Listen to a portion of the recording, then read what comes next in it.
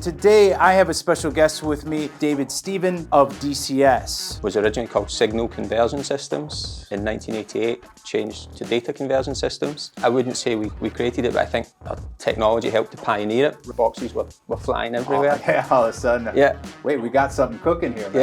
Yeah, exactly. So we were looking at where high-end digital playback was going and what we would need to develop, and we started to work on Vivaldi. People expect it to kind of blow your mind away, just like, whoa, what just happened there, man? Yeah. Well, you listen to dCS.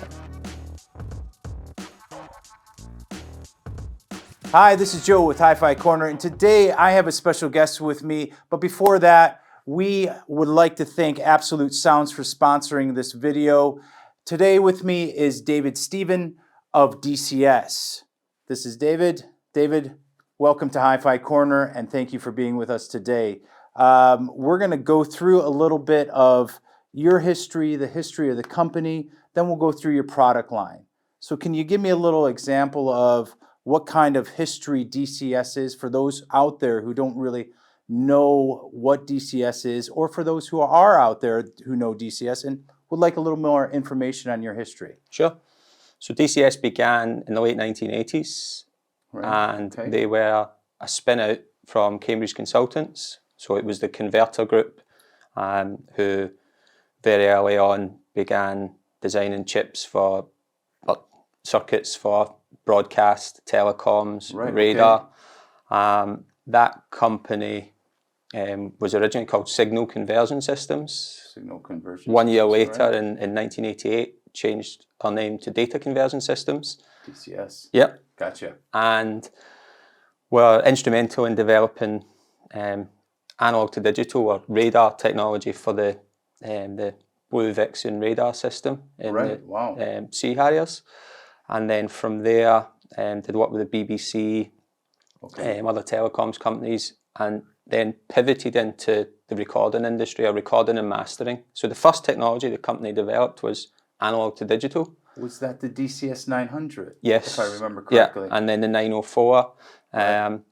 So from that working in the professional space, working on analog to digital, they then began to make digital to digital format converters. And that was to help with converting from the rate that was being recorded to a higher sample rate for mixing and mastering. And then from that, we began to make PCM to DSD format converters, which helped with the invention of Super Audio CD as a format. The company had a big say, or pretty much was the leading cause of the creation of Super Audio CD. Is that correct? Yeah, I mean, I wouldn't say we created it, but I think our technology helped to pioneer it. Right, okay. So, nice. You know, we made the first 24-bit converters, the first converters that could do 24-88.2 in 96. Was that the Elgar? No, that was before that. So the 900 series enabled all of that. Right, okay. And then up to 24.192, DSD. And so we made A to Ds, D to Ds, then D to A's. And then, again, because of the work that we did in studios, synchronizing all the components in the recording and playback chain to one timing reference was super important. And that was where master clocks came in. So we had this kind of array of black boxes. And then I think probably around the mid-90s, some audiophiles in Hong Kong, Japan started to put these black boxes in their home systems. So for domestic use, from professional to domestic. Exactly. They were getting great results. They were loving the sound. Nice. Distributors started approaching the company, and these black boxes were flying everywhere. Yeah, all of a sudden. Yeah. Wait, we got something cooking here, man. Yeah. Let's exactly. do something with it. Exactly. Nice. So I think, you know, as a kind of technology company and a group of consultants, the team at the time really enjoyed working in that professional space, because they're working with mastering engineers, recording engineers, and a lot of the thinking and filter responses and upsampling and how we did things within the products came from those early days. Right, okay. But once we started getting pulled into the consumer world, the domestic world, that kind of put demands on the company in terms of what the product had to do and how you had to support it. Right. So in the late 90s, we launched it's quite a famous product now, but the Elgar DAC. Yeah, that's right, yeah. And so the company's always been, I would say, a converter company at heart. Right. And you know, DACs are what we do. So the DAC is really the kind of where dCS kind of gave birth into where we are today. Yes. Yeah, Exactly. Exactly. And then a DAC needs data. Yeah. So in those days, everything was on silver disk. So we made the Vivaldi transport, which would read the disk, spit the ones and zeros to the Elgar, and then the Elgar would decode that signal. We then added the Purcell, which was an upsampler, and that was based on the 972. So that was taking a CD quality. So the what is it? The 16-bit, 44 up to 24-bit, and so on and so forth. Exactly. So it was upsampling. Yeah, so it would filter, it would upsample, pass it to the Elgar. And then we also had the Verona, which was a master clock based on what we'd done again in the professional world. So could you explain to me, like, what, to me and also the viewers out there, kind of what a master clock is? So we know they're important. We know that they improve the sound quality, but can you kind of just in a short term, you know, just give us kind of the skinny of a master clock? Yeah, sure. So it's really about, you know, the right note at the wrong time is the wrong note. So can you lock everything in that playback chain to one stable timing reference? So it's getting everything in sync. Everything in sync, so everything's coming out as it should be. Yeah, so those ones and zeros are converted at exactly the right time. Right. And slaving to an external master clock brings obviously performance benefits in terms of reducing jitter, which you can hear. Sometimes that's like a kind of glassy sound, or but it's a super simple demonstration to do for people. You turn the clock on, you turn it off, and you see the soundstage kind of drops. No, I've done it. I've done it. Know, so yeah, it's really nice. Yeah. I mean, it's really nice to hear the difference. Yeah. And everybody who's listened to a master clock ends up getting one. Yeah. You know, maybe it's not with their initial purchase, but they'll come back. Yeah. Be like, I need that master clock. Once you've heard it, you can't unhear it. You can't unhear it. You know, so it's a really nice thing. So, thanks. Yeah. What about yourself and the company? So, I mean, as the company's developed, we're now into your newest product, Lina. We got the Bartok. We have Rossini, of course, and Vivaldi. But how have you come into dCS itself? So I joined dCS in 2008. Right. Okay. I'd been working in the US previous to that in software. Okay. My father was with dCS. Right. Okay. Him and two of the directors, Andy McCarg and Chris Hales, who are the real kind of technical brains behind the company. They'd taken the company over, and they were, you know, trying to build it up and trying to develop a new platform and new technologies. And I'd been over in the US a long time and decided it was time to come home with my wife and kid, and joined dCS. And then my father passed away a year later, so I took over the company. And myself, Andy and Chris, at that point we were 2009, so we were still in the kind of Scarlatti, Paganini, Puccini series of products. Right, okay. But we were looking to the future. So we were looking at where kind of high-end digital playback was going and what we would need to develop. And we started to work on Vivaldi.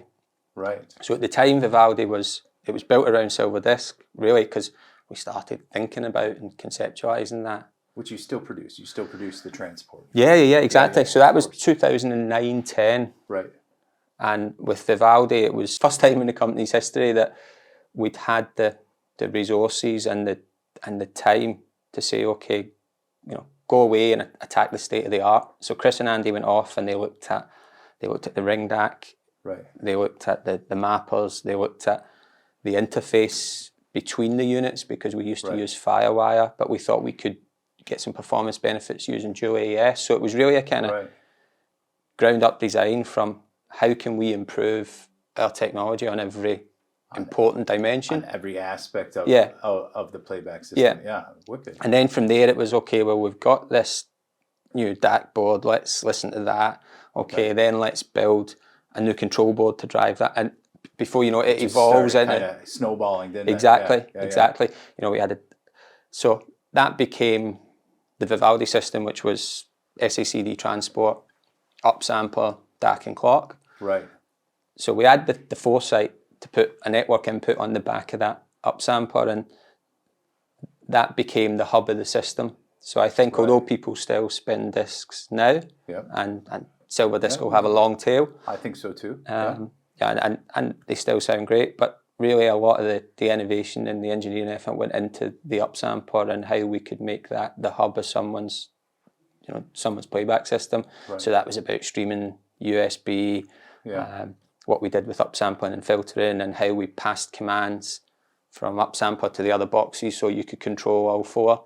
So Vivaldi now to what it was when we started it's a completely different product. Was anybody doing that when you guys were kind of making these innovative stages, and as you developed the product, were you looking at any other companies that were per se kind of on the same path as you, or were you guys kind of breaking through a whole different barrier, and going, this is how we got to do it? Because you see other companies now with master clocks and stuff like that, but you guys were doing it almost from the word go, at least when you were in the domestic market. Yeah, I mean, that's been a challenge for us, because people look and think, well, why 4 boxes? Once you hear what each one does, you get it. Yeah, of course. Right, but trying to educate people as to why we do what we do and why it's important has always been a challenge. Right. I think over the years, people kind of have bought into it and understood it, and other companies now have multiple box systems. So I think we're doing something right, but in terms of looking... I would say you're doing something. My ears say you're doing something right, so yeah. But in terms of looking at other companies, there's definitely some companies were doing clever things at the time. If I think back to the early days with starting out on Vivaldi, I think Lin at the time were really pushing network streaming and the benefits of network streaming audio. So that was a company we looked to in terms of, they can see where the market's going as well. Name had stopped making their 555 CD player and were also moving into streaming. So there was companies like us that were trying to think, where's the world going? How are people accessing music, managing music? So I think in terms of technologies and performance, we've always looked to ourselves first rather than others. Of course, and it's like, how can we keep improving our technology and how can we keep improving the sound? But then when it comes to usability and interoperability and user interface, which is very important while hugely, because that's how you interact. It's no longer a record or a silver disc that you're interacting with. You're interacting with your interface, your tablet or your phone or whatever. So that's an important aspect for people. Again, so I think from where the company came from, we used to make black boxes and we shipped into studios, and then you'd get these techie mastering engineers calling, and we'd send updates out, and stuff would fail, and it was all fine. We got there in the end. But I think with technologies like the iPhone, people expect and demand a certain user experience. So for us, that was I remember sitting down with Chris and Andy saying, what do we want to be here? Do we want to make great DAC technology, or do we want to make great products? Because if we make great products, you're all in. You're all in on the app, the user interface, the reliability. So everything from the ground up. Yeah. And that was the path we chose. And we've tried to kind of take... Good choice. Good choice. My hat's off to you on that one. Good choice. So that thinking we've tried to take from Vivaldi through all the products that we make now.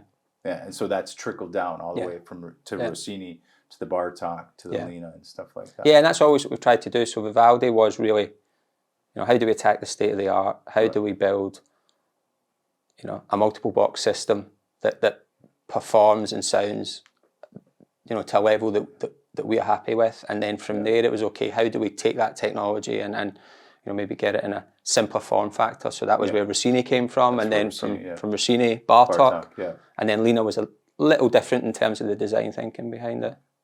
Wow. Well, let's maybe venture into that then. So Lina, so Bartok. Let's kind of start with the Bartok, and then we'll hit back to the Lina, because you kind of had something already going with the headphone. So now you're hitting the head-fi world with the Lina system, and which sounds great, by the way. So the Bartok had two kind of boxes that you could buy, one or the other. The Bartok as a streamer, upsampler, so one box solution, or the headphone edition. So why move? Was the Bartok, in your opinion, not good enough, or what? I mean, not good enough. That's kind of a because was your product not good enough? You know, but we're not going to say that. It's that it performed at a certain level. Does the Lina then take it up? Yeah, I think beyond in certain areas definitely, but the thinking behind Bartok, right? And we had the two variants was you know there was the Bartok streaming DAC, and then there was the Bartok headphone DAC, and for us that was it's like 5 products in one really. It's a streamer, it's an upsampler, it's a DAC, it's a preamp, it's a headphone amp, and a bit like when we started with Vivaldi, we were trying to look into the future in terms of how people played music, and it was all about network streaming at the time. We could see that the headphone space was growing, and people were listening to 2-channel systems and headphones. And we wanted to do something there, and we wanted to try and learn about that market. So obviously we've got analog expertise in the company. You know, the analog stage of the ring DAC is you know performs at a really high level. So we knew we could make a headphone amp, and what we wanted to do was put it in a Bartok, so this was a kind of multifunctional unit that was capable of living in a 2-channel system or being in a head-fi system. And we used that really to learn about the headphone space. You know, what kind of headphones did we have to drive? You know, from low impedance to high impedance. What did people want from a headphone amp? So you kind of used the Bartok as a learning point to create the Lina. Yeah, exactly. So Lina was different because we usually set out to say, right, how can we make a great product, or how can we make our technology better, and then can we productize that? Where with Lina, we looked at it differently and said, you know, we want to purpose build a range of electronics for this use case. We can see that people were loving the Bartok headphone DAC, but some people were saying, well, the form factor, it's too big. You know, or I'd really want a separate amp with a bit more. So it gives a little bit better performance. Exactly. Being in separate boxes, you always get better performance. Exactly. So on and so forth, So then when we broke it down, it was like, okay, so firstly there's form factor. So can we get all of those electronics? Because we typically take a modular approach. So we have lots of boards that have lots of kind of single functions. With Lina, it was, okay, let's do something different. Let's try and get the electronics into one single PCB, and in a much smaller form factor. So I think we did something quite clever with the kind of flex rigid PCB, which is quite common in mobile phones and other industries, but not so much in audio. So that meant that we were able to get kind of all of the dCS technology in a much smaller footprint. And then the other challenge that form factor posed was kind of usability and UI. So in the headphones, people want to be up close and touching the product, you know, because you're putting headphones on. And so again, it's in terms of intimate listening, you know, with headphones, it's really personable. And that's what I find when, you know, my headphone customers, it's a very personal thing. So having that, you know, kind of screen on front, that's a massive deal for them, I think. So then we had to design that UI and customize hotkeys and so that you could use it up close and personal. So that was another factor we had to consider. So there was the form factor, there was the UI, there was obviously just the performance. So how could we get dCS level performance from each of those boxes? Because people will expect. You know, 100%. Pure high end. You know, if you talk to anybody in the industry, which I do all the time. You know, working here at Hi-Fi Corner and just as my personal hobby, you when you say dCS, it's that's good. You know, and that's it. It's at a level that people expect it to kind of blow your mind away. Just like, whoa, what just happened there, man? Well, you listen to dCS, you know, and that's so you had to incorporate that into the Lina. You know? Always. I mean, any product we make, we have kind of principles, and it has to hit a certain performance level. So, you know, it's about linearity, bandwidth, you know, is distortion where it needs to be, jitter performance, and then it's how does it sound. So that kind of voicing happens in parallel with the technical development. But I was just going to ask that is like how, and this goes through your whole range, not just the Lina. How much do you guys depend on measurements versus kind of your ears when you're voicing your products? Yeah. Tough question. No, it's a good question, Yeah. but you have to do both. You have to do both, yeah. And it depends. The balance or the weight depends on the technology or the product being developed, and also on the stage in the development cycle. Right. Okay. So if I take Apex, for example, yeah. Chris had a brainwave. He wanted to focus on the analog output stage of the ring DAC. Right. He hand modified an existing ring DAC. We listened to it. We thought, yeah, there's something there, but it doesn't quite sound right here and here. He goes back. You know, it goes through 4 or 5 iterations. So the R&D is quite intensive. Yeah. And that team, I mean, they've been doing this for 30 plus years, so they intuitively know when you give them feedback what they kind of have to tweak. And yeah. But you know, engineering is a series of trade-offs, and sometimes, you know, when they're focusing on one area, they might then come up short someplace else. So that's really where their skill and judgment comes into play. Yeah. But they primarily focus on technical performance and measuring and you know, improving in those areas, and then, you know, the voicing happens in parallel and it gets fed back, and it's that. So it's kind of a continuous cycle. Yeah. Until everybody's smiling. Exactly. Yeah. Yeah. No, and some stuff doesn't make it. Yeah. You know, and I'm sure there's been a lot of failures. Yeah. But with Lina, what we wanted to do was, you know, how can we make a range of electronics that have that hallmarks of a dCS sound in that smaller footprint, can be used in different use cases in different environments, and as 2-channel DAC or a headphone DAC. The amplifier, I think, what we found was interesting was in the headphone space, you know, in 2-channel, people know that you need a great source. Yeah. You know, because if you've got a bad signal going in, you're getting a bad signal coming out of your loudspeakers. Yeah. Whereas in the headphone space, people focus really heavily on the headphones and less so on the source. So with the amplifier, we wanted something that would be transparent, kind of neutral, almost like a mirror into the recording, and not colour the headphones in any way. So I gotcha. So that developing Lina amplifier took a lot of listening, because we listened on a whole range of headphones, you know, from in-ears to low impedance to high impedance headphones, and it was that feedback all the time to get the amplifier right. So the amplifier chose to kind of, you know, posed as kind of a big challenge or hurdle, let's say, to overcome, to get it to where it was almost, you know, like you said, transparent, neutral. Yeah. So the source and the headphones are what they're listening to. Yeah. And I think that's a feat in itself, I would say. Yeah, and that took a lot of rounds of listening tests and feedback, and we thought we were almost there, and then we weren't. Whereas we've been making DACs for 30 years, and you know, we have a tight process for that. Same with Master Clock. So yeah, it was a lot of fun. Good. Challenging, and that all happened all through COVID time. So it was quite intense, because sometimes it was just us, and then face masks on, social distancing. Yeah, we all had to do it, man. We all had to do it. But you know, something beautiful came out of that COVID time. You know, out of dCS. Yeah. And that's the Lina system, man. Yeah. I gotta say, well done on that. Thank you. You're welcome. We love it. It's been amazing to see the feedback and the reception from it, and even, you know, been working a lot with some of the prominent headphone manufacturers and what they think about it and how it's helped them to voice their own product. So hopefully it spurs more innovation in the headphone space. Yeah, it's just a continuous process. You know, well, that's what you guys are kind of known for. Yeah. You know, pushing the boundaries on everything. Yeah, no, we love what we do. That's what we set out to do. You know, we know what we're good at. We know what we don't do, and every day we're trying to, you know, push it forward.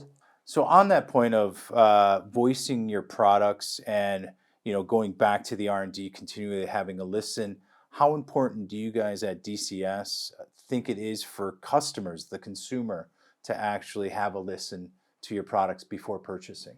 Oh, it's huge. It's huge. I mean, we're here today. Amazing place. Yeah. You know, some fantastic listening rooms, great equipment, and really, you only truly get a feel for what a product can do when you live with it or when you have it in your home system. Right. And that's where a good dealer is so important, because they know you, they know your system, they can help advise you on how to get the best out of each component, the room it's in. They know what's new on the market. They you know, I've came here today and spoke to Struan about a pair of loudspeakers I'm interested in, and he gave me great feedback. So I can't recommend it highly enough. You know, the internet's a great place, and forums are a great place, and magazines. But really, if you've got someone you trust that you can consult with, and they know what's type of music you like and what type of sound you like, then make use of that resource all the time. Because it really comes down to everybody's ears are unique to themselves. You know, if everybody's ears were the same, I'd sell one amplifier, one pair of headphones, one speaker. My job would be incredibly boring. But everybody's unique. And we're lucky because we have literally all your products here on demonstration, which is fantastic. So people can come and have a listen, or we can do home dems for them. You know, just get a hold of us. You know, for everybody out there, just let us know, because as you said, you don't know until you actually listen to the product what it's going to do for you, if it's the right product for you, so on and so forth. Yeah, so, I mean, just one final thing on that. Yeah.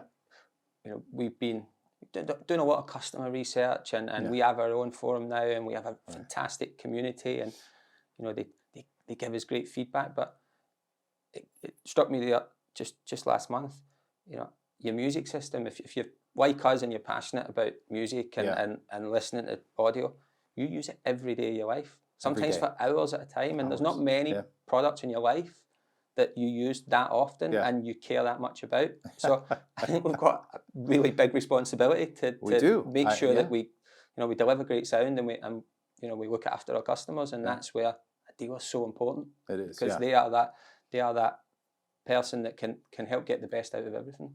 David, thank you so much for coming in today and giving us this nice chat. It's always nice to hear kind of from the people who really are behind the push of dCS, and of course you're one of those people. If you have any questions regarding dCS, please feel free to give us a call here at the shop at 0131-556-7901, or send us an email. My email is joe@hificorner.co.uk.